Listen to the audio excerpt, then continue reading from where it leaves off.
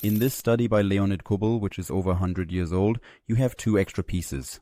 However, you still have to fight for the win, because this A-pawn is dangerously close to promotion.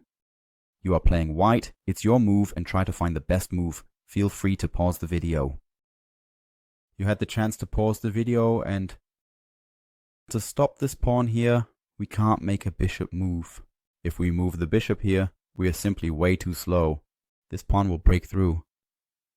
Likewise, pushing any of our pawns here won't help us, because this pawn is a passed pawn and will break through. That's why the only correct move has to be a knight move. And yes, if we now play knight to c6, which is the best move, then black can't play a2 right away. Simply because of this. Because of this double attack on the king and the pawn. The pawn will fall, and then we will win the game. That's why the best defensive move, and it looks relatively logical. King takes on c6. One knight is already off the board, but we still have an extra bishop here, and maybe now we can make use of it. And that's exactly what we're going to do now. So we play bishop to f6, keeping an eye on the diagonal here, meaning if black plays a2 here, if black plays a2 here, then the pawn on d4 will fall. The bishop keeps an eye on a2, and with these 2 extra pawns, we will go on to win the game. That's why the logical defensive move for black is d5. Keeps an eye on the pawn here. And yeah, now of course we can't capture, or the bishop will be lost. And this pawn will be significantly faster than these 2 here.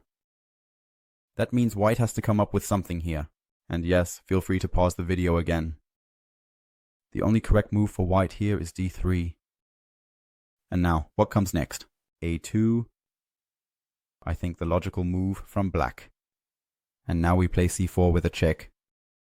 And yes, as tempting as it is to capture en passant here, well then comes bishop takes c3. Yeah.